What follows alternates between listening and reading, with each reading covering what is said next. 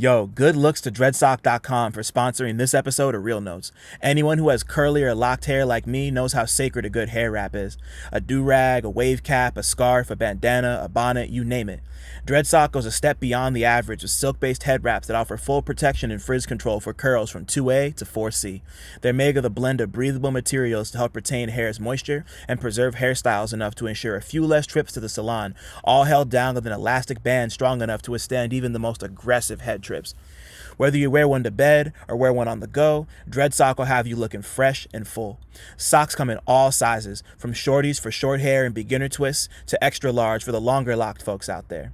Look, y'all, I've been growing my locks for nearly 2 decades and have been a loyal Dreadsock customer for 15 years. So when I tell you these shits work, I'm dead ass. Plus, they're an independent, black-owned business that's worth the time and energy. So go to dreadsock.com and use promo code CineMasai, that's CineMasai, for 10% off your first order. They won't fall off in your sleep, but they will keep you looking fresh. Thanks again to Dreadsock for sponsoring the episode. Now let's keep this shit moving.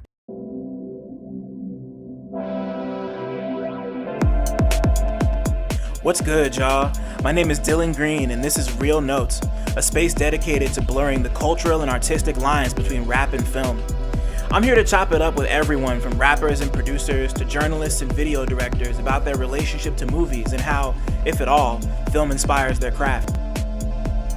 My guest this week is Chicago rapper SKECH185. We spoke about Alejandro Gonzalez Inarritu's Bardo, the Cloned Tyrone, his love for A League of Their Own, Juice, and the Teenage Mutant Ninja Turtles, how his passion for drawing eventually mingled with his passion for rapping, a brief history of Chicago hip-hop and of the Tomorrow Kings Collective, the benefits of regionalism in rap, his history with Backwoodz, and the creative process behind his latest album, He Left Nothing for the Swim Back, produced entirely by Jeff Markey. Come fuck with us. What's cracking, everybody? Welcome back to Real Notes. I'm in the middle of Bryant Park right now. It's the first time I'm recording on my computer in like the outdoors. It's very weird. Life's busy, you know, got to stay ready, so you don't got to get ready, et cetera, et cetera, et cetera. Dylan Green, CineMasai, got a lot of names, do a lot of shit, be around. My computer keyboard's getting wet, but we'll figure it out.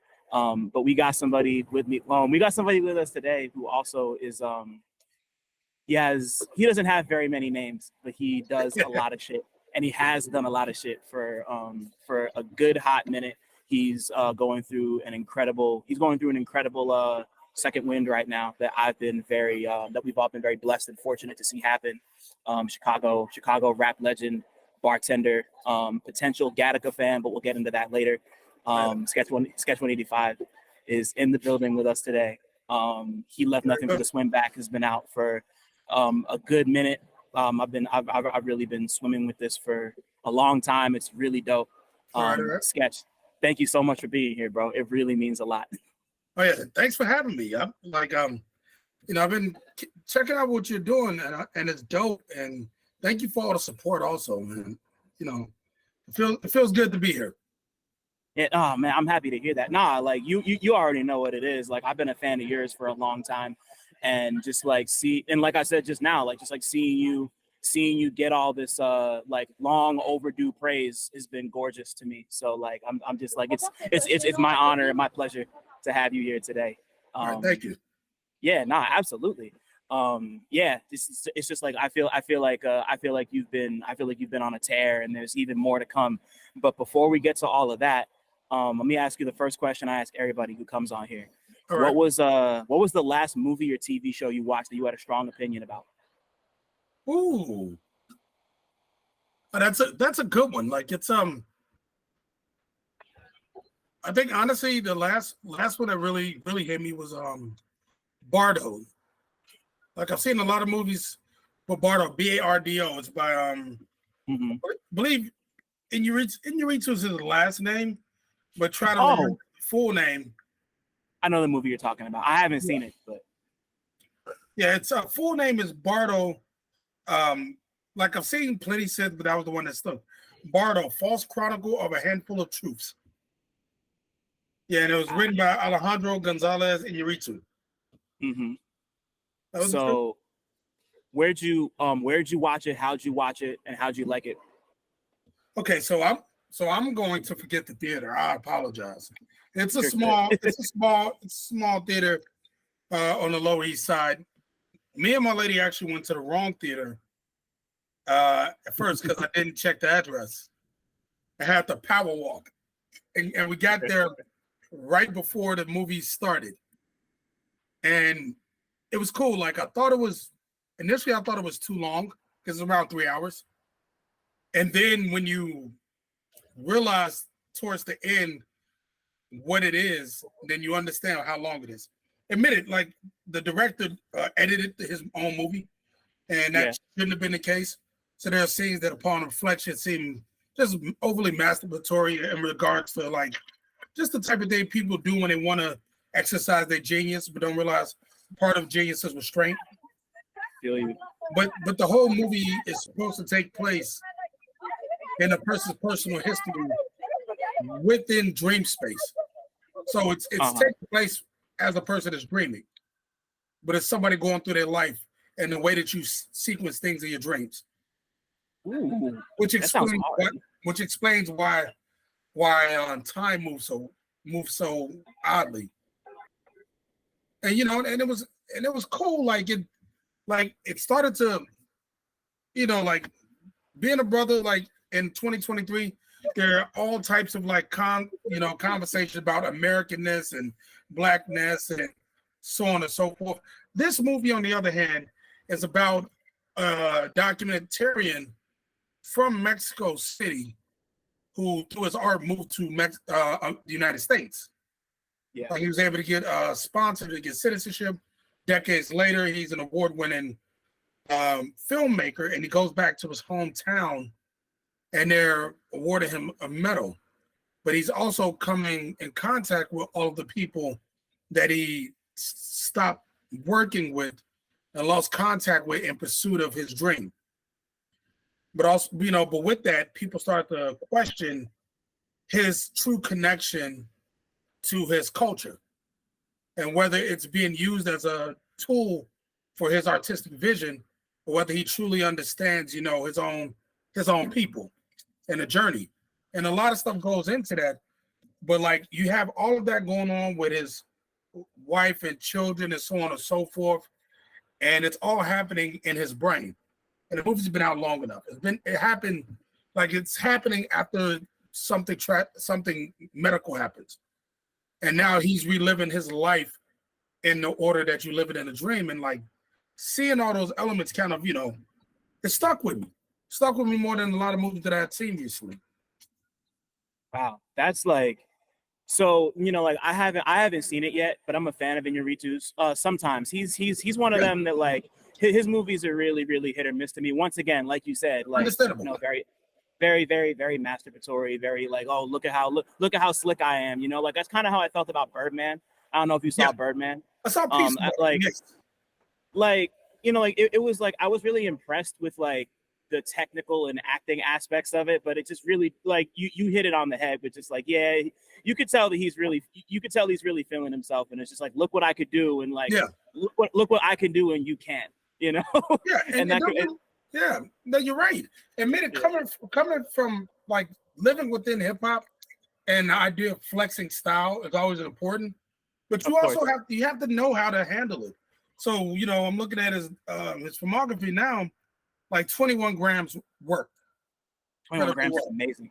Beautiful is one of my favorite movies. And there's a high level of restraint in it, but there's just things that, like, you know, he weaves in so you don't fully understand to the end, which I do love. Right. And it isn't necessarily an aha moment. And this movie is cool because like it approaches something that the other ones don't. And you know, I don't know much about the man's life, so I'm not sure. I don't know how much of this is autobiographical, but it is based on a Mexican filmmaker. He is a Mexican filmmaker, so it might be him doing journaling on screen for us. You know, and you know that makes it pretty interesting. Yeah, no, like I didn't know it was playing anywhere, and like I had heard about it, but I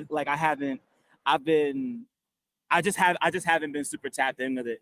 but like just off your description, it reminded me. You ever seen Enter the Void before? Gaspar Noé's Enter the Void. Yeah, like it's. I mean, that's slightly different because like that's like him on a DMT, or at least it starts with him on a DMT trip, and then he gets killed, and then he just like, kind of floats, and he just kind of like relives his whole life type shit. Like it like it sounds different and a little more like grounded and maybe less like fantastical and crazy than that, but like I'm just like always intrigued by movies that like take place in somebody's brain, like whether or not it's like a thing up front or if you find out later, like just like the way that like human beings process anything, like memories, life, and just like just like that, like it's so insular by design, and like it's something that's so intimate, like it couldn't be more intimate, like it's something that's taking place in someone's head, but like you're giving it to people. It's weird. Like it really gets me thinking about like the relationship between like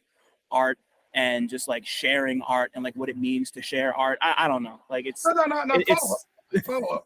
No, I definitely follow. Like even like hear you speak about it. It's like when you're, I remember somebody telling me when you're in your dream, even if you're talking to your parents, you're just talking to your idea of your parents.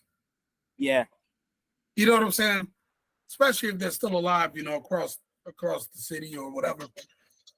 But everybody who was criticizing him was technically a voice within him. Mm. When you think about, when you consider that. So, so where their dialogue begins and where his internal dialogue, where their dialogue ends and his internal dialogue begins, you don't really get to see, especially when you realize it's a dream. So it's kind of kind of trippy because like he does deal with what it is to be, what the psyche of dual citizenship is for people. That's hard. Yeah, and he has kids, so he's dealing with his kids' identities as Mexican, but being in America and them having a poetic look at Mexico in the way that he does it, and he has a romantic look at Mexico in the way that they can't. Because one loves it because one has a love for it because they're from there, and one loves it because they've always heard about it. Right. Yeah, and that leads to conversations too. Yeah. Okay. Yeah. Nah. I need to see this now. I'm ready. You sold it for me. Damn. Oh, yeah. And the funny part is like I believe like Bardo is a spiritual space according to Hindu religion, if I'm not mistaken. I think. I honestly don't know. Reason being, me and Primrock, who has a song featuring produced by Evidence, named Bardo, we had a conversation about it. That's hard. Yeah, just talking about it because it was a Netflix movie, so it was in the theater long enough for it to get Oscar to be Oscar worthy. Right. It's like after 2 weeks, it was just on Netflix because in the beginning it says a Netflix feature film. Mm-hmm. But they need to be in the theater for so many days in order to be up for an Academy Award. Yeah, I think it's like a week. I think is the requirement. Like it has to play in a theater in Los Angeles or New York for like a week for it to be considered for nominations. It's a stupid technicality, but like it means like they could put it. Yeah, and you're right. It's people. It's an older system not knowing how to work with the new models that they didn't create. Right. Yeah. Yeah. No, it's strange, but like hearing you talk more about Bardo before we move on, I just watched They Cloned Tyrone for the first time last night. I don't know if you've seen They Cloned Tyrone. I gotta finish it. Like I fell asleep on the end. It was an interesting movie. I just happened to be tired. I feel you. Yeah, and no, I was watching it with my sister last night, and my sister was like, "Yeah, no, I couldn't make it." I like fell asleep like 45 minutes in, so like it was me, my sister, and my dad, and we all watched it together.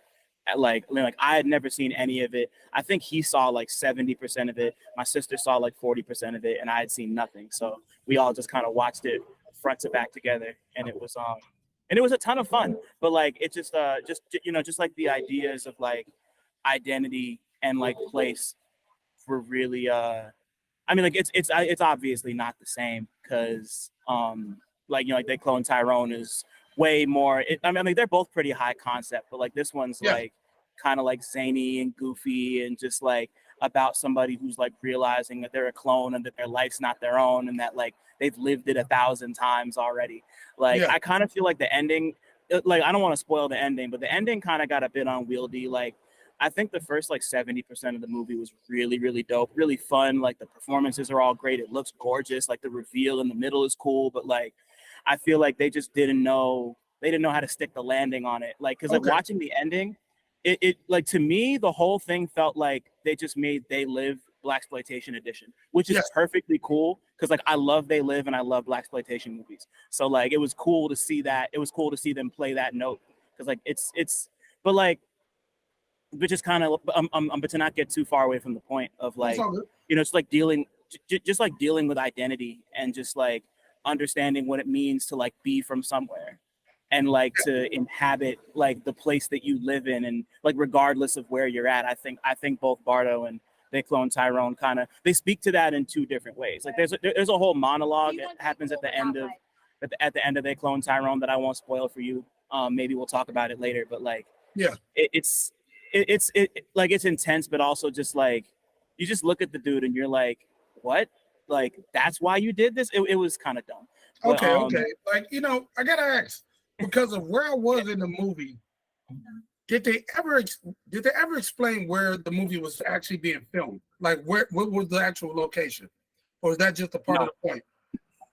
Just part of the point, I guess. You know, like it's weird because they bring up a bunch of other places. Like they talk about Chicago and Los Angeles and Detroit, but like you never find out where the Glen is. The Glen is just the Glen, you know. Which is you know like No, you're right. You're right. It's like, you know, that was the one thing I was like, cool. I want to see how this comes together. You know, because like I was like, okay, it's every blaxploitation, it's every piece of slang. Because the movie starts with them saying "on God," and as far as I know, that was some Chicago shit. So when I heard it, I was just like, okay, cool, that gives me a clue. Then they start saying other stuff. I'm like, okay, this is blackness by way of Google search. You know? Yeah. I felt the exact same way. So I was just like, okay, cool. But then again, a modern blaxploitation movie, cool. If it's somebody not of the culture trying to figure out how to explain the culture, I guess that would be the way you get it. You know, which is even if it was a black dude, right. You know, I was gonna say like Real Taylor. I didn't know anything about him. I think this is his first movie ever. They like wrote the script back in 2018, and like you know, like I was just thinking to myself, like it really felt like it felt like they were trying to force so many like phrases and buzzwords, and like I get that that's like it's like a part of the blaxploitation thing. Like there's a sense of like there's a sense of like forcedness that comes with every blaxploitation movie that's just gonna be there no matter what. So like he gets a little wiggle room there, but like it was just interesting to hear like just like the way they would, because like there was another point where like you don't know what time period it takes place in either, because like one of them has a Motorola Razr flip phone. Jamie Foxx makes a reference to like somebody getting 50 cented, so I'm like, okay, so like we're at least somewhere in like the early to mid, maybe even like late 2000s, you know, like maybe because I realized after I saw the movie, nobody had a smartphone. Like there was one dude who was on a landline at the end when they were in the bunk. Well, you didn't see that part, but you'll see. But like, it was, there were a lot of really cool ideas there. And, you know, like, once again, like looks great, sounds great, really well acted, great score, super duper dope soundtrack. But but like Bardo, I'm just really like once I watch Bardo, I'm gonna be really interested to see if I can like I just want to see if that whole identity and just like sense of place thing holds up, because there's like an element of that to They Cloned Tyrone. You'll see overlaps. You'll definitely see overlaps. And I know we can move forward. It's just, for example, same way the Glen is, if you haven't walked through Mexico City, which I have not, there for me was a level of not knowing where this was. So it wasn't until somebody said this is this that I go, okay, we are actually placed on a map. So there's a certain level of it could be anywhere, but you just know that it's not where you are right then. Right. You know, and you know, like but we can keep going on with it, because like this, because you know, there's so many threads that just come from that. You know? Yeah, nah, totally. Like I'm just always like interested in stuff like that. 'Cause it's like really disorienting, you know. But like I like being disoriented when watching a movie, as long as it like does what it needs to do. But you know, like for you, let's run it back. Let's run it back a little bit. When was Okay, yeah. what's the first movie experience you can remember having? It could be at the theater, it could be at your cousin's house. The first Oh, thing man. that comes to mind for you. Oh shit, that's tough. Like one of the earliest movie I can really think of seeing in the theater might be the first Teenage Mutant Ninja Turtles movie. Hey, what a time. No, because now I gotta really look up when that came out,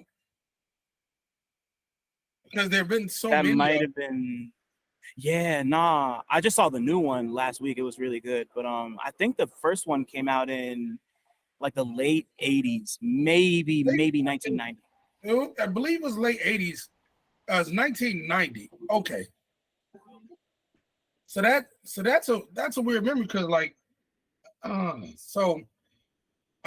reason being, like that would have been 1990. Okay, so I would have saw it like that year, right after I moved back from California, because I moved from Chicago to California for like a year or so, from like 89 to like 90 or so, like that. And that would have probably been one of the first movies we saw when I got back. So bear in mind, I'm 5 years old. So like I remember it because like one of the first movies I saw. You know, other than that, it would have been like seeing the Care Bears on television or The Last Dragon on VHS. But first theater memory would have been Teenage Mutant Ninja Turtles. Yeah. So do you remember? Do you remember if you liked the movie? Like, what was it? I had a Ninja Turtles poster on my wall before I moved to California. My parents had given me all the Ninja Turtles characters, action figures, including the old boxing spider with the boxing gloves action figure. Wow. Back then, you know, like, and you know, to this day, it usually happens when I go visit my family. I'll channel surf, and if there's anything Ninja Turtles related on, if I don't have plans, I'll stop what I'm doing and watch it from wherever it is to the end. It's just one of those things, you know. I love that. That's so precious. Like I went to Target, I want to say like maybe about 2 or 3 weeks ago, and I just like, because like I grew up liking the Ninja Turtles. I wasn't like super duper in love with them, but like I liked their they had like a Fox cartoon at one point. I really liked that a ton. And you know, and just like the old aesthetic and just like the games, they had a bunch of games at that point. Like I'd played Turtles in Time, so you know, like but like I went to Target and I realized, because like the only villains I knew were Shredder, Bebop, Rocksteady, Krang, and that's basically it. You know, like I just learned that I learned like who like Genghis Frog was, because they had like a Genghis Frog figure, and like the spider with the boxing gloves, and like, you know, just like, you know, like I'm not super invested in Turtles lore, which is weird, because like I have like a big compendium of like the Greg Eastman comics that I think I read like once as a kid, and like but knowing all of that, like going and watching the new one, Mayhem, that just came out, is it's really dope. It's if you like the Ninja Turtles, it's like they leaned so much into they leaned more into the teenage aspect of the Teenage Mutant Ninja Turtles than they ever have, but they actually like felt like kids, and that was pretty cool to see. Like they felt like these like 15, 16-year-olds who like, their whole thing is like they really want to go to high school, they want to like have normal lives, get girlfriends, fail at tests, go to prom, all that shit. And like, you know, like I had never seen that version of the Ninja Turtles before, so I thought that was like a really smart choice for them to just like really lean into that, because like it makes it different from every other iteration, which I love. But like there's also nothing like the original like Jim Henson bodysuit Ninja Turtles with them like poking their heads in and out the shells, and it's such a good movie, bro. Like, and I thought it was, you know, and I love it. And admitted, like, I'm not a purist the way some of my friends are. I know one of my boys is gonna feel attacked by this, but like, because I enjoyed when CG got added, because I get it. There's a short man doing martial arts in a rubber ninja turtle suit. That is cool. But if I could get a creature that may never ever exist to do 3 backflips in the air before landing on the car, I'll take it. I'll take it. I'm with that too. Even if a man in a rubber suit can't do it, I'm good. Like, that's dope. And the new one, I heard all the voices of the turtles were played by teenagers, were played by 50-year-olds, 50, 60-year-olds. Yeah. And that's cool. That's dope. That's probably my earliest memory. Second to that would have probably been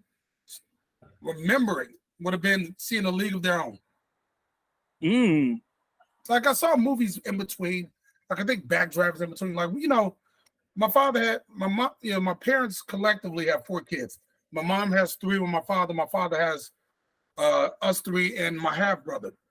We're 5 months apart. Gotcha. With that said, one of the cheapest places to take all the kids was the drive-through. So with that, we went to the drive-through a lot, and we'd go to the theater a lot. Get pizza when you come back, or White Castle, whatever. So we went to a lot of movies growing up, and I forget what we went to see, and it sucked. And my father just turned to my older sister, like, "You want to get out of here?" She's like, "Yeah, this is bad, Dad." And me, my older sister, my little sister, my father, because my mom's at work, all sneak out and go into the next movie theater. And I'm a kid. I'm like, "This is wrong." And they're like, "Shut up." We go in and we get to A League of Their Own right after it started. Like now that I've seen the movie a lot, because it's one of my favorites, like 3 minutes after it started, and watched the movie from that point on.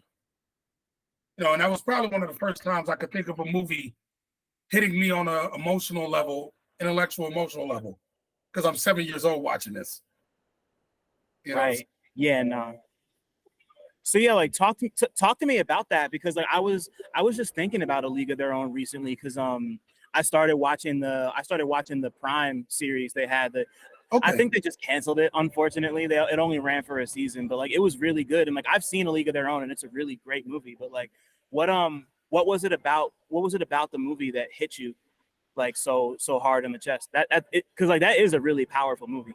I mean, it's the element of family. It's in Illinois, and it's a part of Illinois that I didn't know about at all. Like, it's in Rockford. I have friends from Rockford now. To add context, Virgil Abloh's from Rockford. Right. You know what I'm saying? And like my boy Mediocre, some of his homies and all that. So, and it was a part of American history, because I love history. Should read more about it, but history is a thing for me. And it's a part of American history I knew nothing about. And I'm 7 years old. I haven't went through a strong history class yet. But like, it was one of those moments where like my need for knowledge and constantly absorbing new knowledge got satisfied with something. Madonna was hot. Like just the setting, the time and place, the acting, it was, like my first time like really paying attention to witty rhetoric, like witty banter in a film. And just stuff like that. And like my father's big into baseball. We went to baseball games growing up. Always had a catcher's mitt. He played catch with me, my brother, my sister. And then, baseball was a thing in the house. So, watching a movie about baseball with my father was really cool. So you get things like that. And over the years, it's one of those movies that when you're that young, the older you get, the more the jokes work, the more things start to make sense. So because I saw it so young, it's a movie that that didn't grow with me, but it revealed itself more every 5 to 10 years. You grew with the movie, definitely. Exactly. And now I'm at the age of a retired baseball player. So when you think about a character like Jimmy Dugan and stuff like that, like I see how things like that end up like that, end up that way. Right. I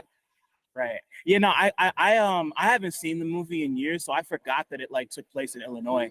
And just like revisiting like my faded memories of it through the show was, just like on top of everything you just said, it was just really dope to just see the story of like all these women forming a baseball team because like all the men were gone, and like they just like, you know, just obviously there's a lot of like there's just like a lot of commentary on like sexism and absolutely just, like they just did it in a really smart and fun and just like cool way that I think it holds up really well. Like I've been meaning to like actually rewatch the movie because yeah, it's definitely been a while, but like that was also one of the first, because Gina Davis is in A League of Their Own, right? She's the star, right? She's of course star of the movie. That might have been that was like at the very least one of the first things I'd ever seen her in, because it was either that, Beetlejuice, or she was the mom in Stuart Little, and Stuart Little was a movie I saw a lot as a kid. So like that was that was like one of the first 3 times I'd ever seen her, but she just killed it, you know, like the whole movie's great, and I want to rewatch it again. Yeah, and it was cool, like, you know, and I'm searching for a better word for it, and because I can't find it, I'm gonna just let people shit on me for saying it. It made commentary, but it wasn't heavy-handed at its point.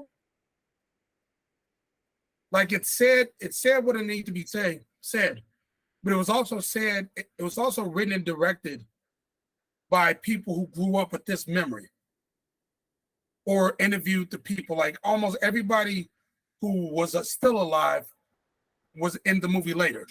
So there, you know, there's a certain level, there's a level of authenticity, there's a level of character to it, but it doesn't come off as a PSA for idealism the way some movies do later, you know, for later generations. And you know, that's another thing that I realized the older I get watching it. You know, like there's something about making your point without having to get on your soapbox. You can. That's okay too. But when you could make your point in a way where you say everything that needs to be said, you know, when it's the type of point where you don't need to be in a person's face, because some shit you do. But there's stories like, yo, we wouldn't have been able to do this otherwise. No, you know, we wouldn't have been able to do this otherwise. Hell, there wasn't any black women in there. But wouldn't have been able to do this otherwise. And when the men came home, you were supposed to be grateful that you had a chance to do it. In opposed to like them going, now that you have done it, here's your lane. You know, and seeing that, you know, immediately women fought and said, no, you're not going to get us to go back to being in our house after we've been in the factory. You're not going to get us to be happy waiting for a man to come home every night after we've traveled the country. You know, and that, you know, that's really cool. And like the part when they're in the juke joint, and like ladies are getting all out of sorts because they're dancing with black men. It's kind of funny.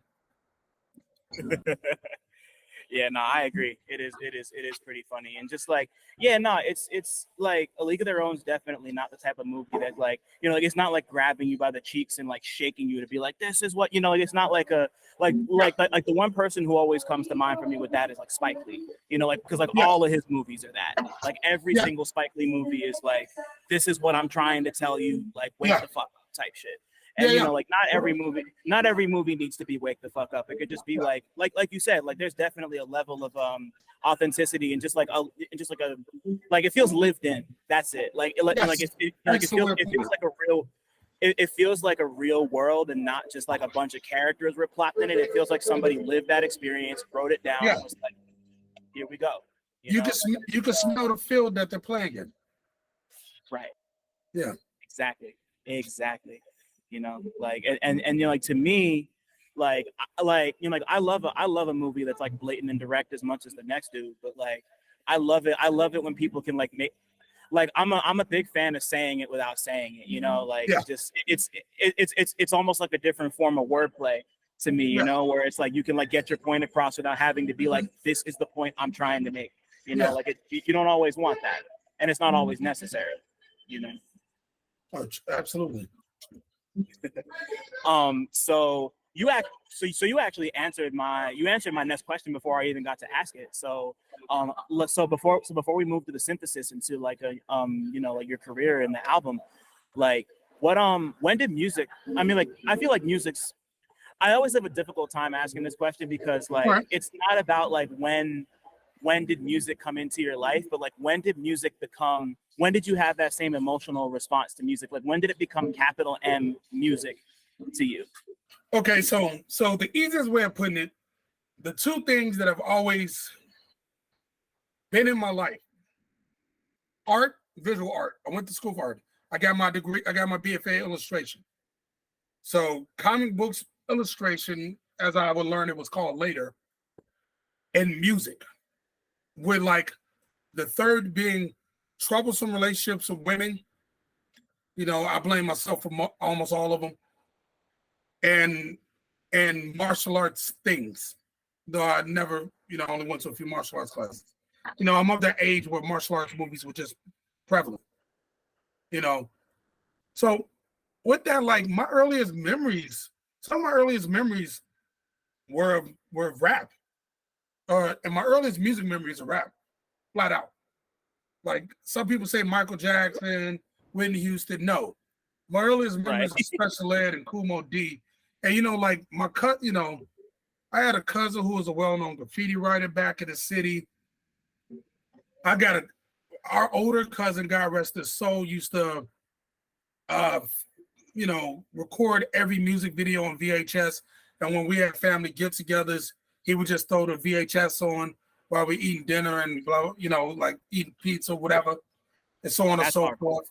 So you got that going on. And like I think damn near first time I heard rap, I tried to imitate it.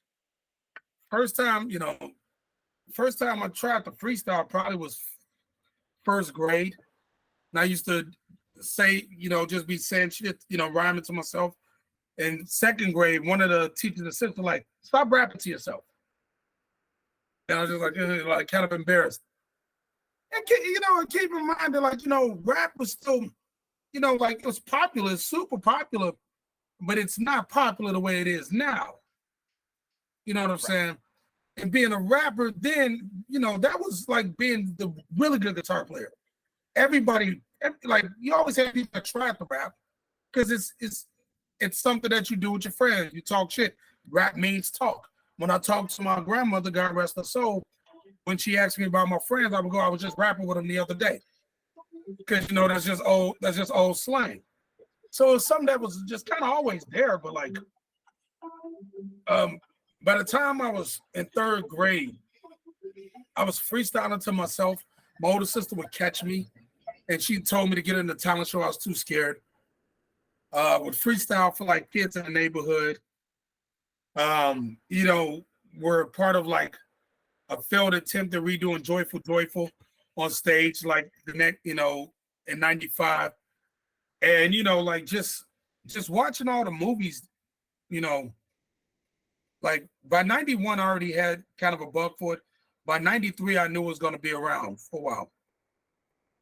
Whatever year Juice came out, and it wasn't necessarily Juice itself, you know what I'm saying? Like, I wasn't mystified by Tupac.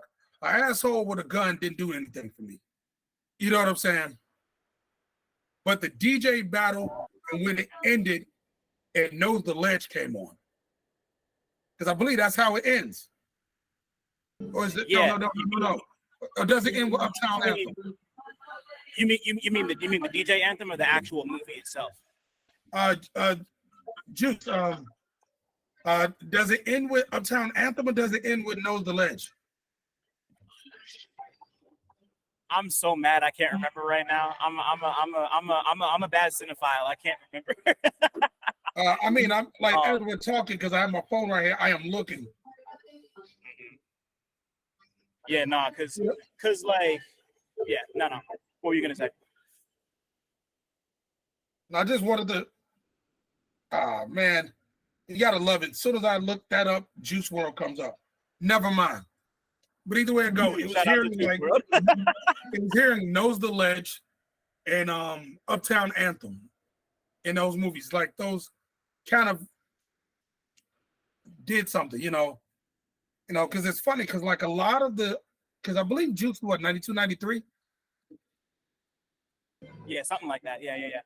Yeah, because that was like that in itself, like that was when music really, really took hold of me. You know, I didn't start writing rhymes. And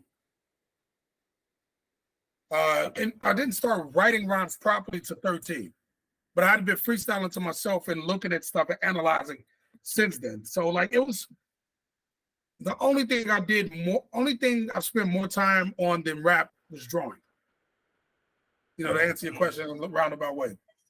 But 93 was probably the year everything kind of changed in a lot of respects. Right. Yeah, no, I can imagine. You know, I was you know, not to date things too crazy, but I was 1 year old when Juice came out. And Okay. you know, like that was you know, like going back and rewatching Juice and just kind of like taking in a lot of those like late 80s, early 90s movies like Crush Groove and why am I forgetting the name of the graffiti movie? Style Wars and you know, just like stuff like that. You know, like you said, just like seeing that rap was really popular and that like in that like hip hop culture was a thing that was like established and popular but still growing. Is like it's like wild to look back and because you know, like by the time you're like around the time that I started realizing that rap was like a thing that I knew I was like loving and appreciating and I was going to be here forever. I was like 9, 10 years old. And at that point, you know, like that's like when like Bow Wow's Beware a Dog came out. So like rap's already like up there, you know, but like Juice is, you know, like on top of being a great movie, Juice is also like a really beautiful timestamp of like that moment when like when people really started to take hip hop culture seriously because you know, like because somebody like Ernest Dickerson could like put a movie like Juice together, or like somebody like Tupac could bring Bishop to life the way that he brought Bishop to life. And then on top of that, one of I don't think I've ever said this before. Man. Omar Epps played, Omar Epps, you know, DJ GQ. Like, I don't know. I don't.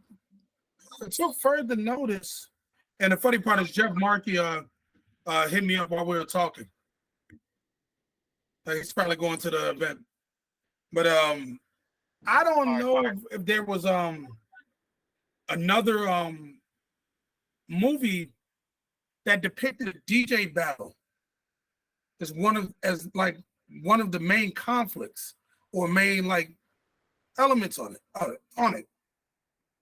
And you know, like that's so important to hip hop. Hell, that's so important to Western culture in the last 50 years. To, you know, actually like see, you know, a DJ battle and it's unapologetic. Like it was, even if it was fictionalized in certain ways, it was a culture at a time when, it was a culture at a time in which they were doing what they were doing, regardless of how many prying eyes saw them doing it.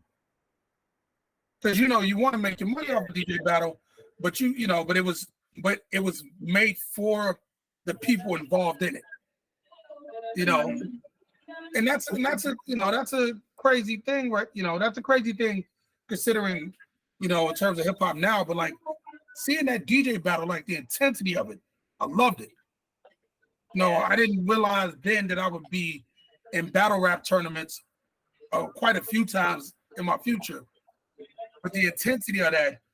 And like watching them do shit that I didn't know what juggling was at the time, but seeing the crowd go crazy over it and seeing like rooms practicing, you know, practicing and having to pull the headphones off because dinner's ready and shit like that. Like that's a very particular time stamp, you know, that, you know, it doesn't quite exist that way anymore, you know? Right. And once again, you know, like it's like very lived in, and it's just like, you know, like somebody had that experience, you know, and like it was at a time when that was becoming more widespread, and it was just like, oh, I didn't like. I mean, like I've been around DJs. Like my dad's been in music on some level for a really long time. He was he was a doo-wop singer and a roller skater, and like I was around music a lot. coming up, and just like, and like one of his best friends, rest in peace to Julio, who, you know, he passed away quite some time ago, but like one of his best friends was a DJ. So like I was around DJ equipment, and just, you know, like I never did it myself, but just like I can imagine being in that position and just like seeing something that like you may have already, you know, like known or understood, and just being like, damn, like it's about representation, but not in like a chintzy, like, oh, like this is cool because the person just so happens to look like me. It's like an authentic kind of like, I feel seen, you know. It's not like being like, it's the difference between being represented and being seen, you know. And here's an important thing to me. Hip hop comes from Black culture, comes from Black and Latino culture, but hip hop does not mean Black. It's Black culture, but it does not mean it's something that every Black person knows instinctually. Same with jazz, same with R&B. Exactly. Reason being, me being a young motherfucker from Chicago, no matter what my older cousins, who's 9 years older than me, know and all that, me going in, I think we might have saw it in the theater, or we saw it at my auntie Rachel's house. Either way it go, I forget what was around except for the screen when watching it. But seeing that event, it showed me a world that I didn't exist in.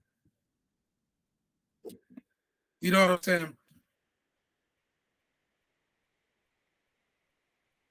Yeah. Right. Like, sorry, like, I just got a phone call in the middle of that. Oh, no, I understand that. I just dealt with the same a second ago. But yeah, you know what I'm saying? Like, it puts you in a world. The only reason I say all that is that, like, I saw the DJ battle and realized that wasn't my reality. That was not my world at the time. That was not my culture. You know what I'm saying? I got into it later, but that was fine. But it was like, this wasn't something that I instinctually knew. Oh, this is this, this is this, this is this. And that was incredible. That was, you know, like that, and like, it's like seeing that, or the MC battle that started Rhyme and Reason, the documentary. You know what I'm saying? When I saw that, it was at somebody's apartment. I was just like, I literally jumped up and said, "What was that?" And I think my sister, somebody was like, "That's a rap battle." I was like, you know, you get things like that, like, you know, over that course, and all of that happened before I saw a rapper with a notebook, and like I heard Dave from Trugoy from De La Soul talking about how he only writes with black ink and things like that on the page, and you know what I'm saying? Like, it was years before that, you know. But you know, excuse me, I know we got to move forward. No, you're good. Like, this is all like, you know, like it was new. You know, like it was new, and it wasn't necessarily something that you were steeped in yet, but you know, like obviously you're here now and you've been here for a while. Well, so, and I love it. I love it. You know. Right. Yeah. Of course. No. I would expect nothing less from somebody. Like, we're gonna get into it later, but like, just considering how urgent He Left Nothing for the Swim Back is, like, you can't not love this shit if you're rapping the way you are over the beats you do. But before we get to that project, when did you? So you know, you're talking about just like that not necessarily being what you were steeped in at that time, but like recognizing and being like energized by like the DJ battles of Juice and the rap battles and Rhyme and Reason. So like, when did you first know that music was going to be more than just a hobby or like a thing that you'd see on a screen and be like, oh, that's kind of cool, you know? I mean, like, and keep in mind, after Juice came out, like a year or two later, I ended up hanging out with my older cousin, walking around with him on the way to a writer's meeting and seeing him and his boys do graffiti as we're walking, like they're just busting tags. So now I start seeing all the writing that's all over Juice. And I'm starting to realize that, like, that's a part of this. That is a part of the city I'm from. I'm just too young to know it at the time. And, you know, as time goes on, like, you know, we mess around with rapping. And, you know, I try to rap with my friends in the neighborhood. And, you know, they weren't serious about it, but they were happy to see me do it. I went to high school and I met my boy Suni. And Suni's from Hyde Park. Hyde Park's the neighborhood Obama lives in. It's where Vic Mensa's from. It's where Vile's from. It's where the University of Chicago's at. Well, he's from Bronzeville like me. He went to elementary school in Hyde Park, which is the next neighborhood southeast. And with that, like, there are record stores over there, and it's a big meeting spot for like jazz cats and for hip hop heads, depending, So, we're rapping outside of our high school downtown, but then we're getting on the bus and heading to Hyde Park to buy records. So it's like age 14 where me and him both get dissed in a cipher and leave with our tails tucked between our legs and return over and over and over and over and get dissed and come back and get dissed and come back and practice freestyling on the way back, then freestyling on the phone with and like doing that and coming back and battling and finally get those guys respect. Then going to Columbia College, which is a block away from my high school, because I went to high school downtown, and battling those guys. And all of that process started at age 14. Like when I started battling on the street, cats trying to sun me learning how to fire back, me going to other neighborhoods to buy records. My boy Sasha, one of my oldest friends now, finding out that we rapped, it was like, I got turntables. And he became my first DJ because his older sister is a graffiti writer, and her close friend is graffiti legend Raven SB, who's one of the legendary rap groups of Chicago, and he's already entrenched in that because of his older sister. And we're now freestyling over turntables at age 14, and he lives on the other side of the city, so we're traveling on the other side of the city, listening to our CD players, and the music we got like on the way there and things like that. And that all starts freshman year of high school. And it's been to the races since then, and I'm 38. So that, just to give you some context, that's fall of 1999. Right. And like on top of that, like it's so funny. It's so funny for me to hear you say that, like, like talking about Juice and being like, this isn't necessarily like my culture at this point, but like it's all around you, like you're surrounded by these people who are doing all this stuff. Oh, exactly. I just didn't know what to look for. But what was also interesting is something that I learned from watching Rhyme and Reason, which would loop into itself when I was 14 or 15. It would have been spring of our freshman year. We're in Hyde Park going to the spot Dr. Wax. And these guys are selling a mixtape put together. I forget who put it together, but DJ Precise did all the cuts, called the Cooley High mixtape. And this is the first time. Cooley High. Yeah. Talking about Chicago, right? Like that was the high school Curtis Mayfield went to. And it has the Cooley High samples and all that. And this is the first time, because if you don't know about the local scene, everything you know about is radio, which at that time, you gotta love Bill Clinton.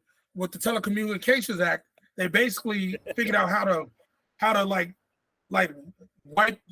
get rid of the necessity to have local rap on the radio station. So that started to rapidly disappear after 96, 97. So by the time I'm in high school, we're only getting local rap at the end of the night. And it's basically the guys who could pay to be on. So we're getting pretty much the same thing the kids in the suburbs are getting.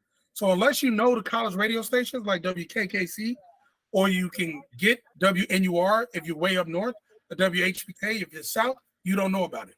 So we go half on the Cooley High mixtape.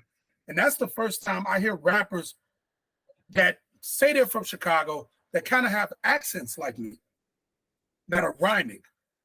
I'm hearing Justin Vakil, I'm hearing Mass Hysteria. I'm hearing, All Natural. Big L just died, so there's a tribute to Big L on there. Hearing all these things. And that's when, Juice is when I saw the world. The Cooley High mixtape is when I realized the world also had my accent. Because I didn't, I learned about Common around that time.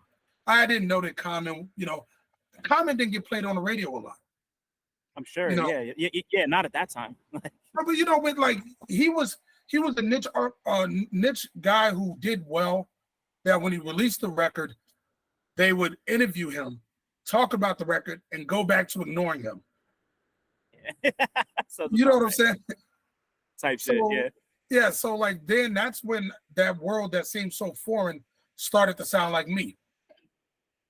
Other than that, it was like the brat, you know, in Rhyme or Reason doing an interview while on the toilet, smoking a blunt. You know, classic. And sure, you had all the West Side dudes like Do or Die and Crucial Conflict and Twist Them, but I'm a South Side dude, so like there was pride in it, but it just wasn't the same.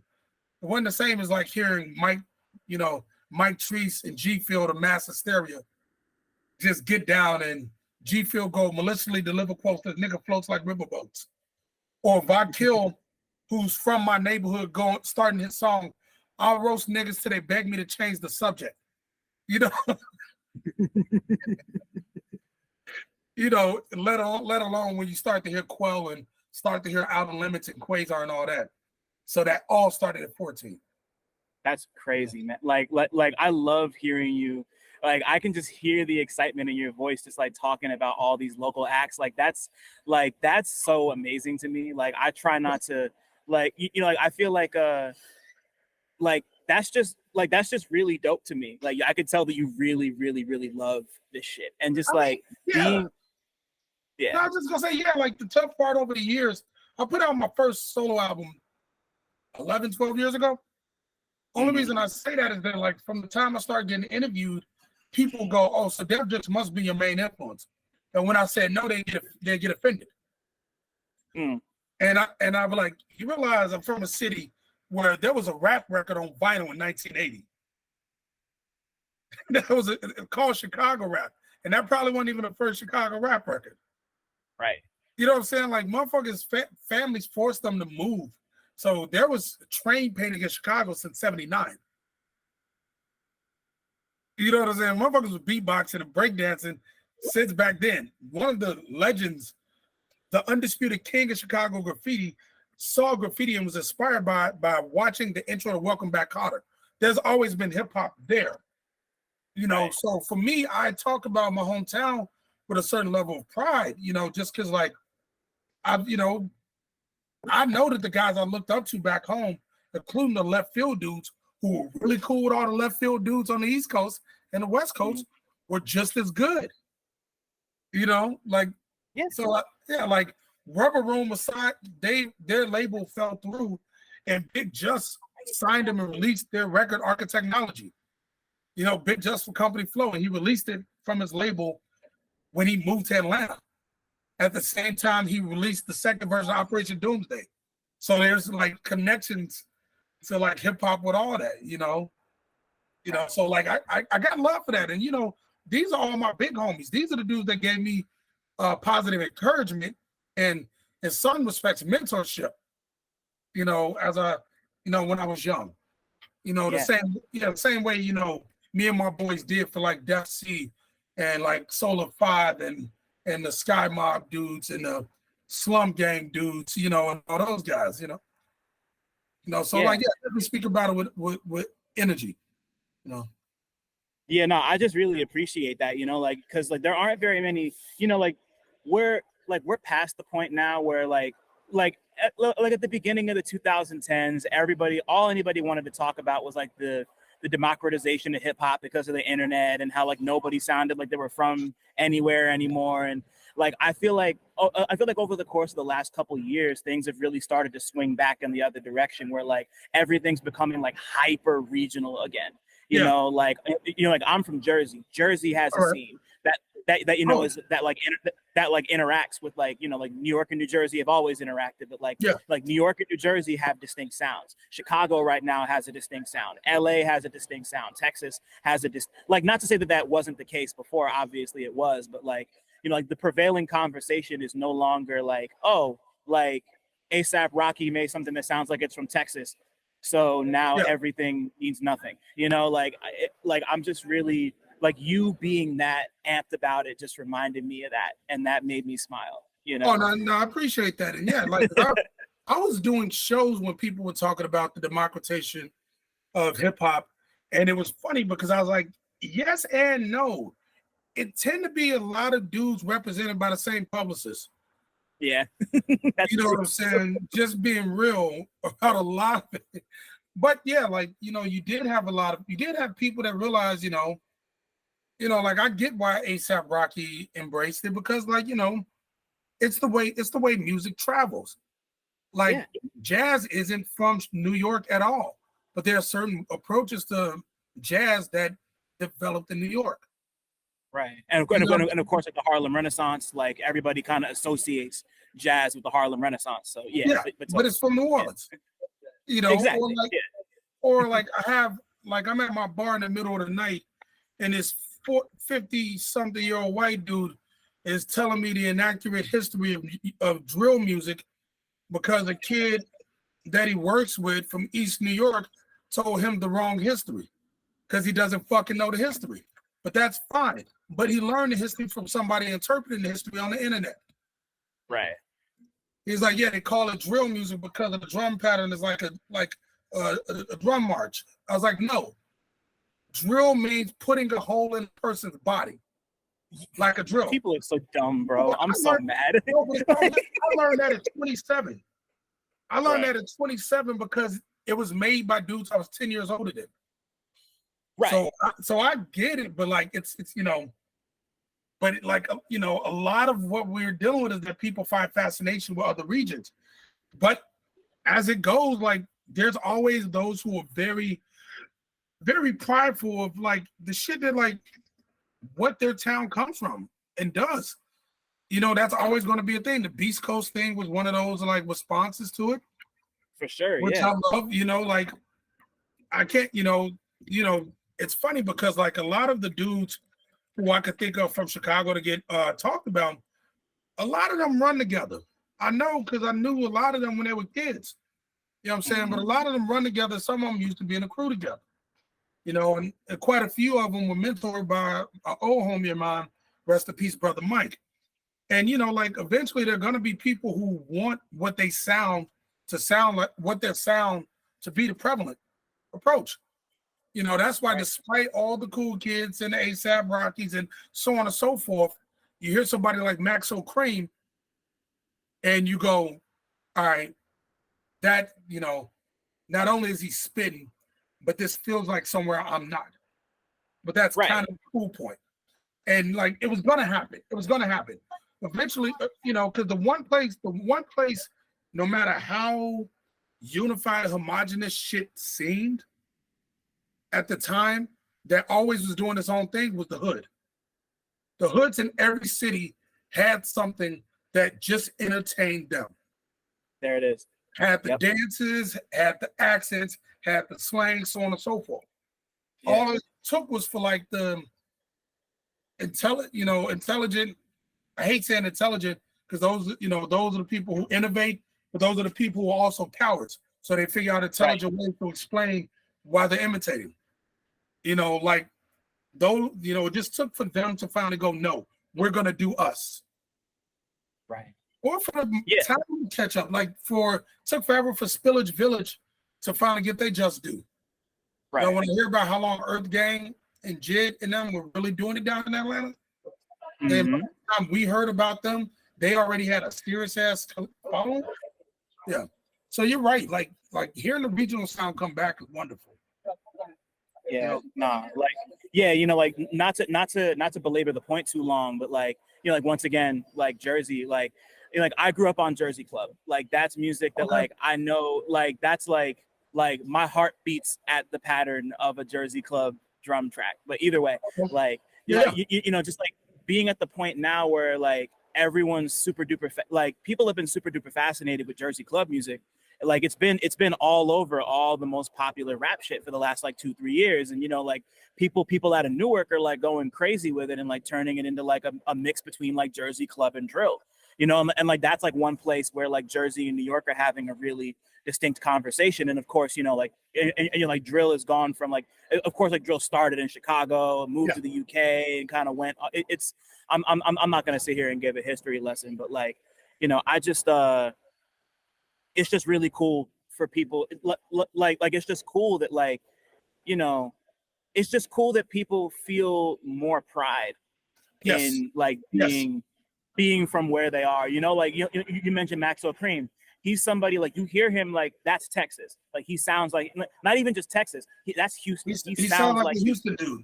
Like yeah, not exactly. Like he like it's just like it's so distinct. Like he couldn't hide that if he tried. You know, like and I love that. But before we get too off track, but before we move on to the album, you know, like since we're talking about like local regional shit, I can't have you on here and not talk a little bit about the Tomorrow Kings. So definitely. just like, you know, like just like talk to me like, you know, like you're at this point, you know, like going back to like you being like 14, 15, where like rap is really starting to become like a real thing that you're investing your time and your energy into. When did your position in where did the Tomorrow Kings come into all of this? Like when did you start making music with them? Okay, let's see. We started making music together 14 years ago. No, Okay. it might have been 15, because IB Focus's oldest child was born right before the crew started. So around 14, 15 years ago is when Tomorrow Kings collectively. But members of Tomorrow Kings have been making music with each other before that. Right, of course. Yeah. Like, so by the time Tomorrow Kings came around, IB Focus, Colossal Structure, Gilead 7 been doing music. Me and Gilead 7 had a vinyl together where he just produced it. Malak L and Gilead had done stuff together. Il Subliminal and Gyroscope had music together. But more or less, like I used to, right out of college, let's say 15, 16 years ago, God, right out of college, I ran a space with, he now goes by Skill Rip, used to be Rip Napalm, and my homie Dawood Rasul, photographer, used to runs a clothing brand, used to be the GM at St. Alfred Streetwear Company in Chicago. Us three had a spot. Long story less long. First night we did an event. One of the homies' crew who was supposed to run the whole event failed. We re-engineered, pivoted, and the guys who I just been drinking with helped me run the event that night. They helped me run the event multiple times. There was a Scribble Jam battle. I'd already been the regional champ 2 years in a row. I lost. I got drunk. Did a speech to IB Focus about how, despite there being 50 producers and 50 MCs, we're going to walk out of here and there will not be 50 new albums. He brought us all together. I was the last one to join because I was considered a hothead. Even though I was probably the first one to get off, one of the first to get off with it. And we started doing all that. We started meeting at Gilead 7's house, put together our first mixtape, Industrial Music, which had been like 13, 14 years ago. And while we were doing that, we were all working on our solo and group projects. So 13, 14 years ago, we started. And between that and NRTM, we put out like 5 or 6 different things, including like 2 compilations. You know, so yeah, that would have had to have been 2009. I think 2009, something like that. Mm-hmm. Yeah, and we're wrapping up the next record right now. So I heard that's what. So like I'm blanking right now. When was the last Tomorrow Kings record? Because I feel like it's been a little while since that. Yeah, I thought so. Yeah, 10 years ago. Nah. like we've all done music with each other since. Right. Like they were like I had members on Gunship Diplomacy from 7 years back, which was me and ATD's second album together. I love that album, by the way. That album is great, bro. Seriously. I still got to talk to the digital distributors so it comes up under a sketch release, because people still believe there was a 10-year period between me releasing albums. And no, but thank you. That's my baby right there. That one was crazy. But like Gilead 7 had records, Gyroscope had records, and like we've all been on each other's records since then. Yeah. But full project 10 years ago. It'll be 10 years in December. Damn. So like, you know, like you y'all bring so like like, you know, like just thinking about the Tomorrow Kings and like the music y'all make, like you bring so much energy out of each other, and like it feels like it might be some of the most urgent rap music I've ever heard in my life. So like at that time, you know, like while you've kind of like established yourself as like your own separate entity, working with, you know, like working in the configurations that y'all did, like what was it like working with all your people like early on, and how do you kind of feel like they helped develop, like do you feel like working with them helped you develop yourself more outside of the group? I mean, like, if that makes sense. Well, one thing I'll add, I guess this is what helps. We were all the guys who were too weird, too aggressive, or too something for the separate corners of the scene that we were on. Right. And we were all drinking buddies. We all became drinking buddies. So there was a gravitation towards each other. Like when I met Gyroscope, because this is important to how they helped me develop. They were doing open mics, and second time I saw them, they performed one of their songs over the instrumental "The Cowboys" by Portishead. And this is at one of these Shea Butter open mics, and everybody was so fucking scared of them. And I was like, really? Then I go, oh, that's right, y'all don't know what Portishead is. Almost 10 years later, and like they're going through saying real shit, talking about growing up on 79th Street, like the long stretch that a lot of cats grew up on. You know, they grew up down the street from my brother, and they all grew up down the street from Chance, who's a lot younger than us. You know what I'm saying? But because it's a black neighborhood, so it's mixed income. So everybody grew up, you know, with all that. And these people couldn't get it. And when we all came together, all of the things that everybody else thought were weird about us, we were like, oh, okay, yeah, and I do a version of that like this and like this. And it was the first time I was constantly writing around people I was competitive with, that made me very competitive. Or it wasn't that I just thought that I would be the top dog otherwise, but like people would come at things from angles I wouldn't have thought of. So it made me have to think of things from different angles.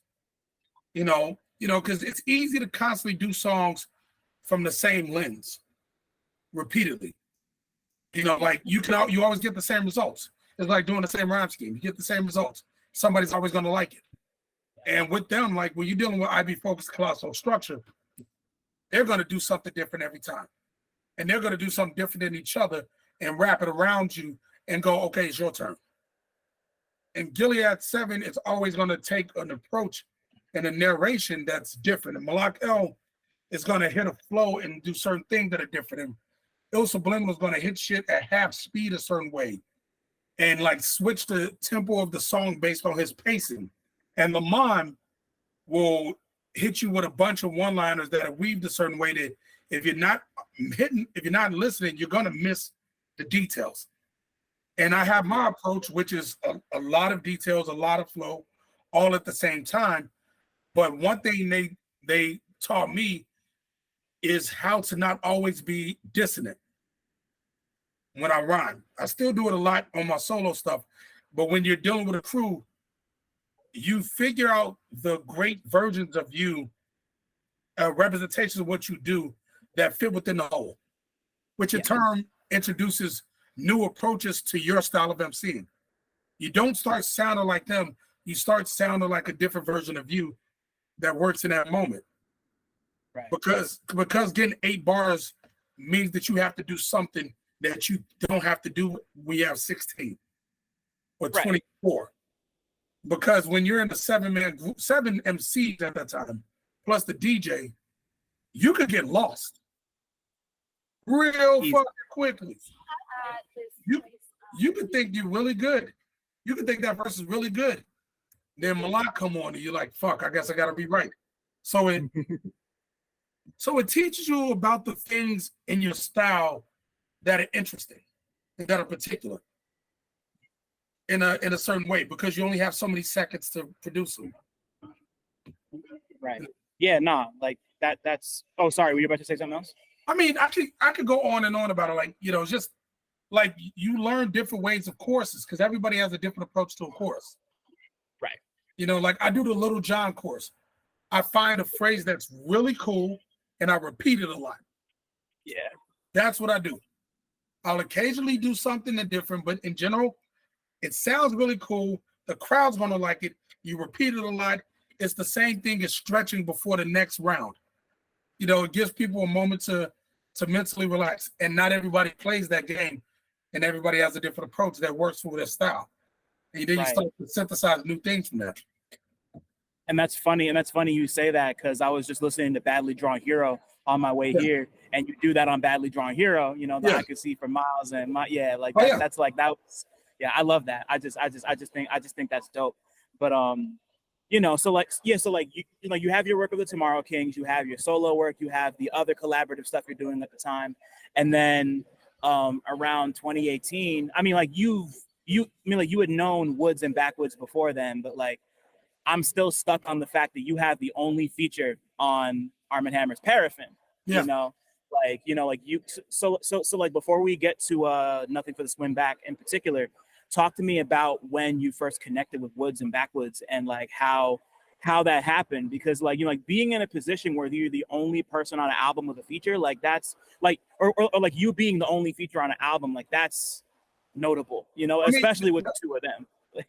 And that's a simple, and it's funny that you say the two of them, like, because this is why. That's a simple story. It's AM Breakups. AM Breakups is cool. My homie, he just dropped the album today called Redivider. It's so good. Yeah, it's dope. He is cool with my homie V8 and Vile. I meet him 15 years ago when I'm out in New York for New Year's Eve. Later on, we reconnect after V8's record comes out, and he has my favorite beat on it. I reach out to him.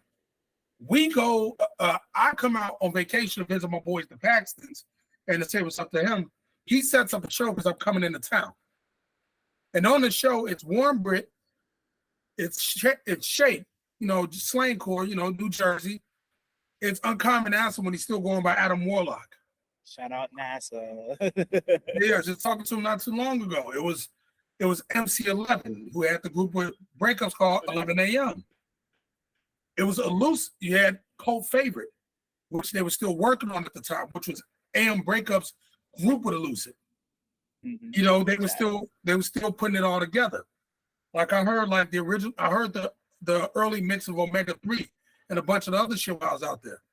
You know, like, and it was Billy Woods and it was me. Because Breakups had been a producer with Woods, did produce shit with Super Flycron Brothers and produced shit on Woods albums. So they had a working relationship for years at that point.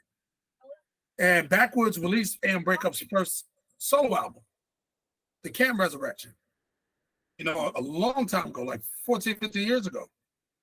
So like Breakups did the introduction. And when I got back to Chicago, months later, Woods was out in Chicago doing business. So he hung out with me at Colossal Structure.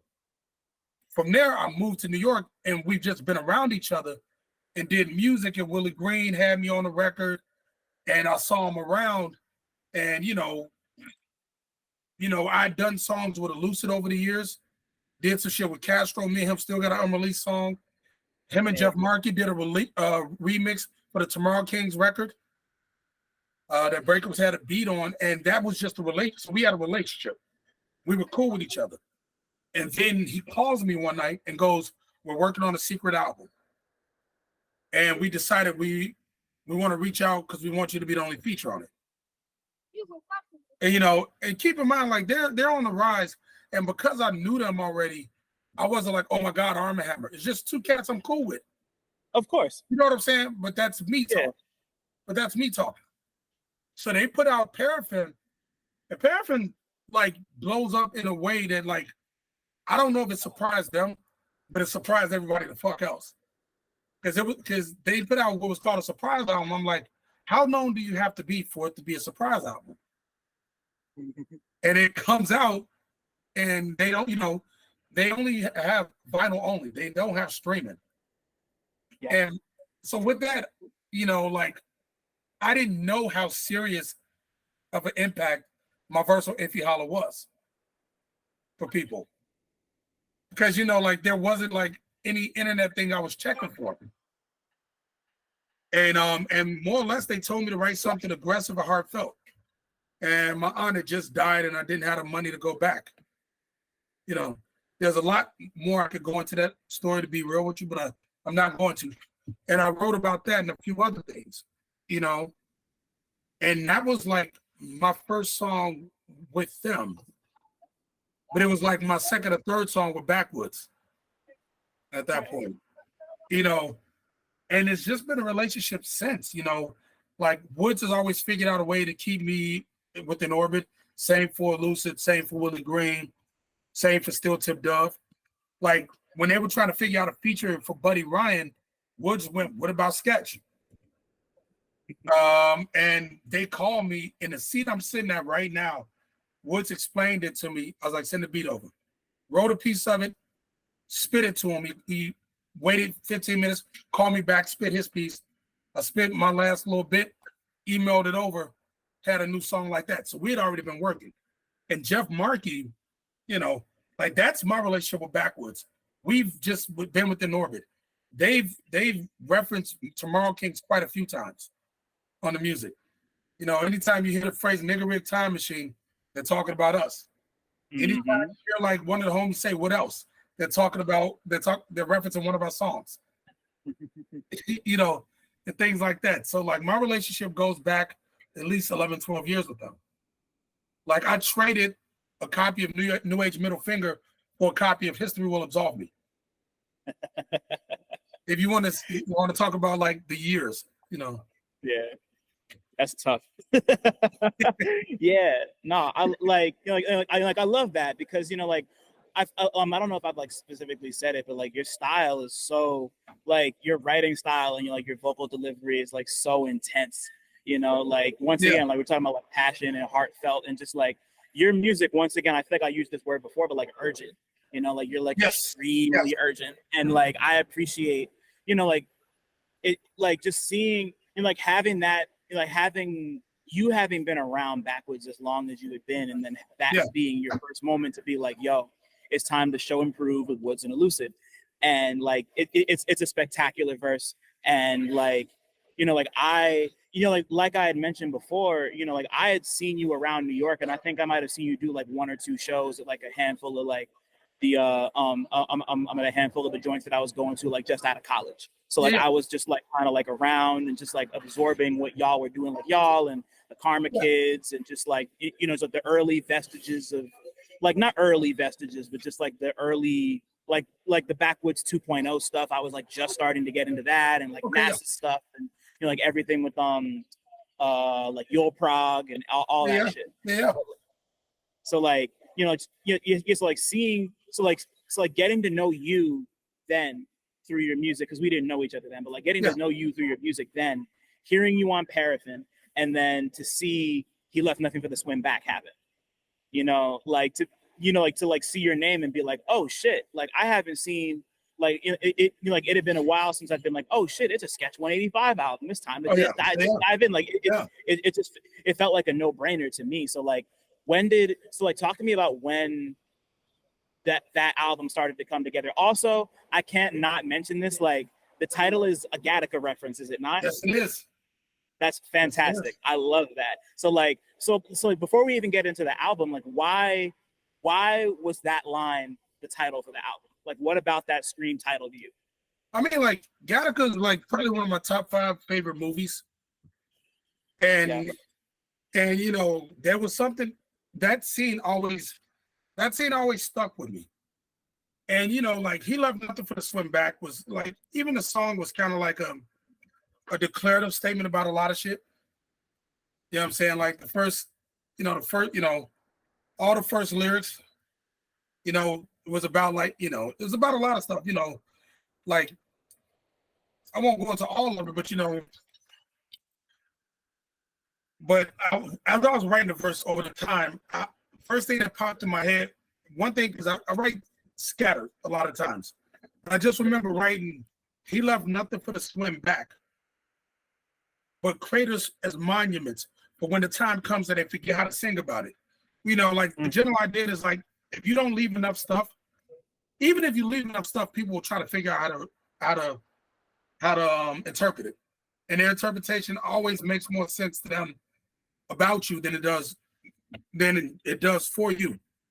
And I was just like, man, if I can't give people an explanation, if I can't give people a proper explanation of who I am, let me leave them something that lets them know I was here. You know, like either like it's like I could leave you a tombstone, or I could leave you a chasm. Like, you know, either way it goes, you're gonna reinterpret it. And I just like that. There's a thing about it. That's the thing about it. So he left nothing for the swim back. He left nothing for the swim back except credits for monuments when the time comes, and if he gets how to sing about it. And just thinking about like the idea of the way I rap, like I rap purposefully when I'm doing it correctly in a way that it's hard for somebody to imitate. Yeah. And you know, if you imitate it, I know that you listen to me a lot, because you can't stumble upon the particular patterns to do the breaths, to make certain syllables, because like vowels and consonants require a different amount of breath. So to do them in a certain succession, fucks with your breath control. And I do them in certain succession, so it's harder to repeat. So anybody trying to repeat my rhyme has a harder time. It's something me and my boy Choir came up with. So I'm up, you know, but I'm doing all that while trying to think high-minded. But I'm doing all that while trying to do a flow. Well, I'm trying to do every single thing every single time. I'm not leaving anything for people. And subject-wise, I'm gonna get all of this out. If you want to hate me, you're gonna hate me after this record. You want to love me, you're gonna love me after this record. But I'm not gonna leave a subject for later, because later may not come. So I'm so you get that. And you know, like, other than that, there was a part where I was just like, we only argue with family around here. So despite your claim you were found here. That was like, because quite a few things on the song are jabs at mid-level, upper tier indie rappers who I've known over the years and ran into over the years. You know, because just like when I was in my hometown, Tomorrow Kings is one of the more, despite being blackballed, we were probably the most respected rap group in the city. Right. So a lot of times we would be the guys who open for the acts. And if we didn't open for the acts, people would try to couch surf at one of our places and varying things like that. So we knew all the guys coming through. And sometimes we did shows with them. And sometimes we'd have to deal with fuck niggas who just happen to be mid-level rappers. So there are jabs about it all. So despite being this, we only argue with family around here. Despite your claim you were found here. Perhaps the dream is ghetto to you, but my wife was just found here. That's the thing about it. That's the sting about it. He left nothing for the swim back for credits and monuments when the time comes, and if you get how to sing about it. So when you combine it all, it's basically, you know, because every piece means one thing, combined, everything means something else. And it's just like reminding people that, you know, everything, you know, when you put it in sequence, everything that's important to them only means so much to me. And, you know, like, and it, you know, and just things like that. Like in Gattaca, just the whole idea of, you know, the dude doing the impossible and working through everything, you know, and everybody telling him he's not supposed to be able to do it because of something in his blood, but nothing of his ability. And he managed to defeat it all. And the thing that almost defeated him wasn't him lying. You know, his brother almost turned him in strictly because he wasn't supposed to do it. He wasn't supposed to be able to do it. Right. He was supposed to have been dead at 40. You know, at a you know, in a world with medical advancement. You know, right. And things like that, you know, and you know, that stuck with me. And the same as with A League of Their Own, it's a movie that means something different the older I get. You know, so I try to watch it once a year. And the way it's shot, the colors, I still haven't seen Les Samurai. And I was told that it owes a lot of its style to the movie Les Samurai. But it's the way it's stylized, the approach, the dialogue, the fact that it's probably the most artful way of talking about eugenics we've seen so far. Yeah, I agree. Even blanking on his name. Even the Jerome Morrow character, he goes by his middle name, and his middle name is Eugene. Eugene is the term for well-born. It's so Francis Galton, Darwin's cousin's name for the perfectly born male. You know, eugenics, Eugene. So Eugene means well-born. It's the ideal human male specimen, which for them meant white man. But yeah. So like just the idea of like telling your brother, you will go as far as you can if you have enough energy. I don't leave any energy for the swim back, and that's why I beat you. It's a declarative statement. And like once again, like that urgency, like you've got without a doubt. like that's like because like before I had even realized that it was a reference to the movie, just like tapping into that idea of like like giving like leaving nothing for the swim back, meaning giving it all you got in that one moment, and just like the idea of like you talking about like your style and the way you're like placing syllables to either aid or fuck with your breath control, like that's like it sounds like so spontaneous, but like also like very like measured and like thought out at the same it's like once again it's unique. There's really like I can't think of very many other people who would put, I mean, like obviously not exactly like you do, but like that's so like you hearing you say that is like when I first heard that Wayne and Jay-Z never wrote music and just did it all off the top. Like they would like write it in their heads and like have it like it gives me like it just gives me that same like holy shit, like how do you even manage I mean type of feeling, I write and I edit a lot. I write a lot, I edit a lot. Like most of my songs has 3 or 4 edits. I think one of the only ones that doesn't on that record is J Street. Mm-hmm. Like that one I just kind of pieced together over time. And more or less once I knew the first line, I was able to just kind of like go through it. But everything else, like Badly Drawn Hero, I started writing that song 2 years before I had a beat for it. And I told Jeff there was a concept for the record because I knew what concepts I wanted to do on the record with Jeff. Because this was going to be my first record fully written and recorded in New York. Yeah. So I knew that certain subjects were going to be on there. But Badly Drawn Hero was one of the things I was like, I know what's going to be on there. Then he kept playing me beats because me and Jeff have been talking about working on the record since I first moved to New York. And he'd be playing me beats for like 8-9 years. And then like right before the lockdown, he played me a piece of the beat that would become Badly Drawn Hero. And he was about to skip over it. He just played a little piece. I was like, no, go back. And me and him already had done songs together already. He did a remix for a song on the New Age Middle Finger right after I met him. And we did songs. But anyhow, all of that happened 4 years ago, like got that. Then in the last 3 years. So here's the thing, the record had been done. We could have released the record in 2022. Yeah, but why didn't you?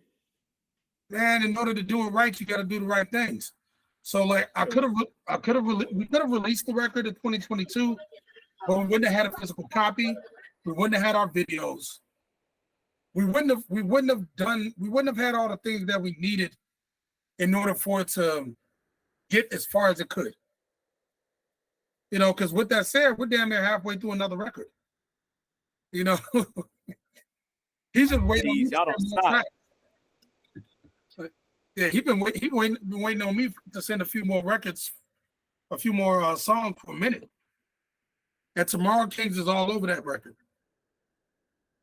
And now it's just seeing who else. I want to get Big Just on the record. Shout out. I'll see about getting NASA on the record. You know, that's my big brother. I want to get him on there. Still Riff might make it on there. Everybody in Tomorrow King is on the record. Mm-hmm. You know, but you know, like it was like me and Jeff lived down the street from each other, so we worked on it, you know, constantly for like 2 years. Yeah. You know, on a day off, we'd shoot the basketball around, go back to his crib, work on stuff. I go to my crib, rewrite, record, send it over and over and over. You know, and there's still like 4 songs that didn't make the record. 3 or 4 songs that didn't make the record that we're trying to figure out what we're going to do with them. Y'all aren't finna do like a deluxe or anything crazy like that, are you? Man, I can't comment on it, but that's not a bad idea. It's not a bad idea. I mean, you know, like it's like I only ask that because, you know, I feel like I've either said or alluded to this like a bunch over the course of this like conversation, but just like, you know, like you're kind of going through, like you're at a point now where you're going through like what could be considered either a second or maybe even like a third wind. You know, like you're at a point that, you know, like you're at a point now where like you had this like you started out in one place, you moved from Chicago to New York, like you and Tomorrow Kings and everybody else did your thing, and like people are now coming to you having no idea who you are. Like, you know, like I mean, like Backwoodz is doing whatever Backwoodz has been doing for years. You know, like they've obviously been killing it, but like you're at a point now where you have this whole new like group of people who are like, oh, who's SKECH185? I've never heard of SKECH185, you know, and like, you know, like, and I feel like the reception to you and Jeff's record has been like really incredible, and just like, you know, like you know, like and like considering what you said about you and Jeff having already started and damn near finished a whole other album with like even more people on it, because like a bunch of the Tomorrow Kings are already on Nothing for the Swim Back anyway, but like, you know, like just being in this position. Like, you know, like being in this position, do you ever think about like just making music for new people who may not know who you are ever like factor into the way you make music? Like is there ever a period of time where you're like, oh, like I'm creating for people who may not know who I am? Do you just kind of do it? Sorry, that I asked that weird. But No, you asked it correctly. No, because to be honest, like I write to like outdo what I just did. You know what I'm saying? To bring myself and my music to a place that it hasn't been before. So it's something that surprises me. You know what I'm saying? But over the time, like I feel like this, I found out over the years in the release. So, you know, I have three albums in some form or another sketch. A Tomorrow Kings mixtape, got a Tomorrow Kings album, got you know what I'm saying, got vinyl all over the place, guest appearance all over the place, been on tour. All of that begets people reaching out, responding, and saying what's up. And in which case, I've had people reach out from so many different places with so many different approaches and angles.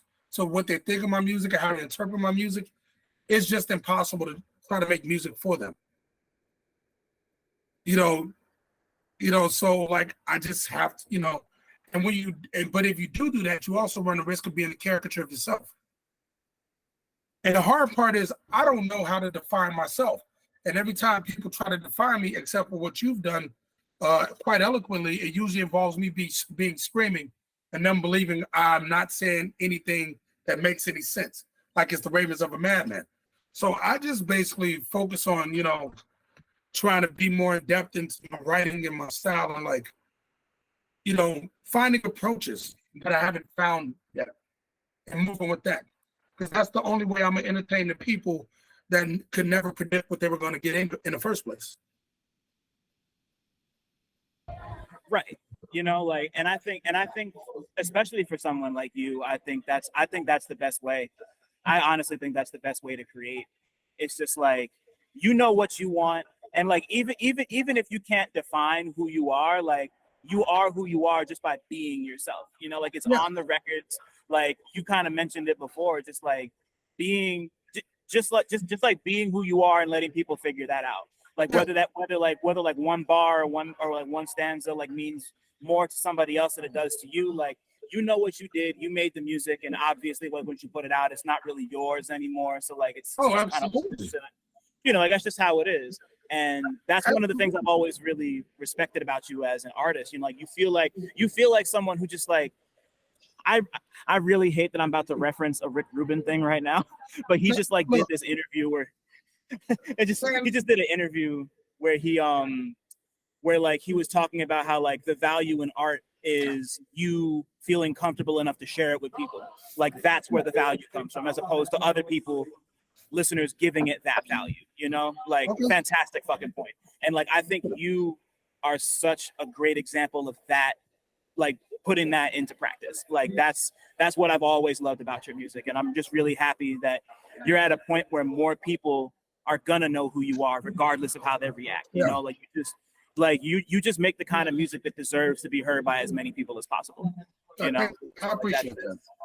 Yeah, no, like it's you know, I'm like, my word doesn't mean shit. I'm just a fan, but like, you know, like, that's just how I appreciate it. You know, you get like I went on tour Shrapnel. It had been my first time on tour in 4 years. Right. And you know, when I was out on the road, and this is like my 5th or 6th tour, for what it's worth. But this is the first tour I looked out in the crowd and strangers knew lyrics.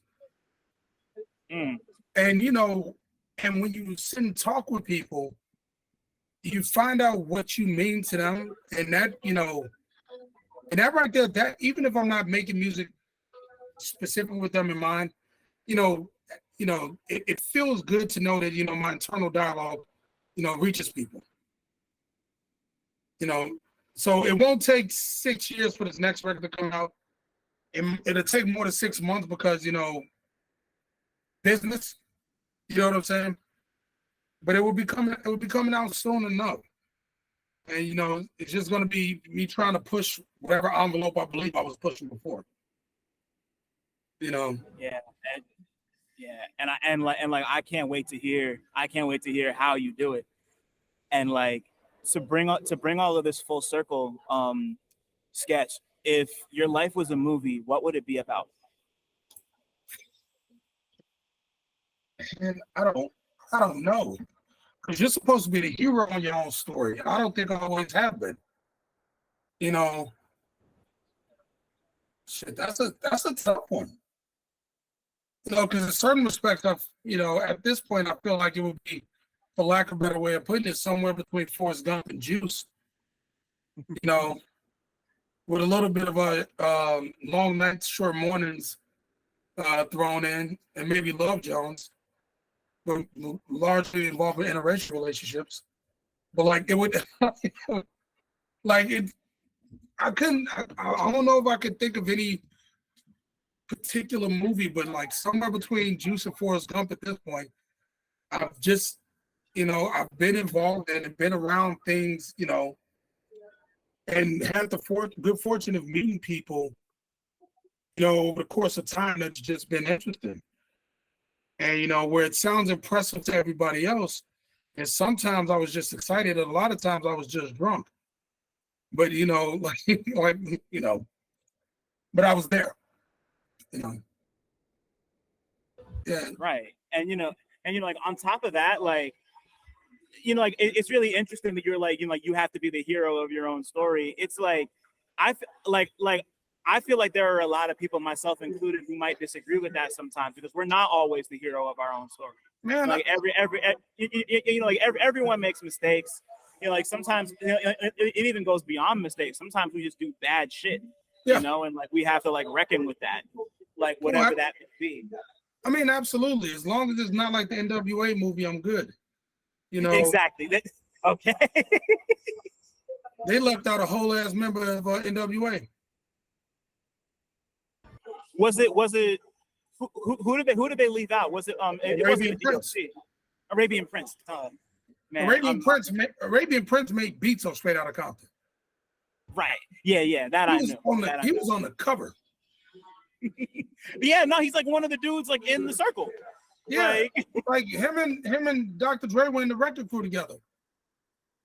Like what is it? Early on when Dre produced JJ Fad's record, he wasn't the only producer on that fucking song. It was him and Arabian Prince. At least that's the way the credits go. Like, you know, and he was a part of the crew when they were doing all that NWA and the Posse shit before Straight Outta Compton came out. Left him the fuck out. You know what I'm saying? Like I just hope if a movie is made, they don't leave people out. If they have to give certain people shorter cameos, I'm okay with that. But you know, that's just the way that goes. Right, absolutely. Yeah, you know, like I remember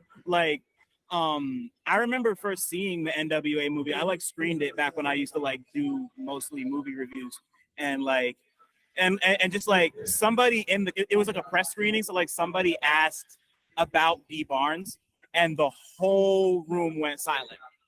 The whole room went silent when they asked about D Barnes. And like, because F. Gary Gray, the guy who directed Straight Outta Compton movie, he was operating the camera the day that everything happened with her and Dre, when Dre assaulted her. Like, he was there.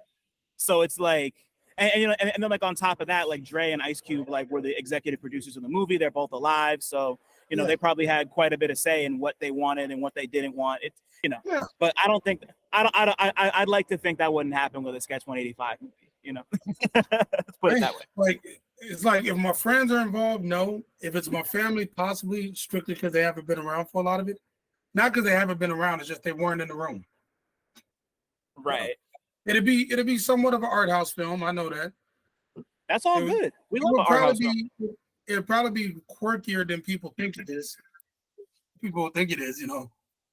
Yeah. No, because I get the impression that I've always been told I'm a really dark person, but also crack a massive amount of jokes. You know, so who knows? Right, and then and then on top of that, your family calls you Chill, you know, Chilly Willy. Oh yeah. It's like when you said that, like you even saying and like explaining at the show I was just at where you were like your name was Chill from Chilly Willy. I was like, okay, so like it's the goofball right here, you know, like it's just that's great. I just love that. That was the first line I wrote for that record. I could tell. The way you delivered it and like the pause before it, like that was definitely the first thing you wrote. And if it was either the first thing I wrote, sometimes you know how you want a song to end before you know how you want it to begin. But I just like my family calls me Chill, and like because I put a lot of references to my family on the record that only my family would get, which also kind of lets me know when my family's heard it. Because if they heard it, they'll go, "Oh, I heard that." Da-da-da. Right. So shout out to my family. Ain't nobody hit me up about it. Much love to the family, regardless. Love to the family, but you know, I just tell them I'm doing my thing when they ask me what I've been up to. Right. Sometimes that's all you got to know. No, without a doubt, man. My family calls me Chill to this day. It's an incredible nickname. I love it. Thank you. Of course, but Sketch, man, I knew this was going to be great, but like, thank you for your time. Thank you for your unending passion and just like the details in your writing and just like the urgency with which you deliver everything. I don't even know what else to say. I've been a fan for a while. Great to see you at this point, and happy to have you on here. I know that this has been a long time coming, so I'm really happy to finally get to chop it up with you for a little bit. No doubt. Yeah, not man. Thank you for your patience, man. I'm gonna do my best to say what's up to a person in like 30 minutes. Yeah, like, and thanks for taking the time out, man. Like, there's always a lot of stuff going on up here, so I just always hope that it makes sense when I have to say it to people. So I appreciate you giving me the time because you didn't have to. No, man, it's connecting. Don't worry. Like I'm feeling it right here. So. No doubt. Thanks for listening. Shout out to y'all for making it this far. And shout out to all the black people listening too, because y'all really impeccable. Don't forget to like, subscribe, and tell a friend to come through next time. 1.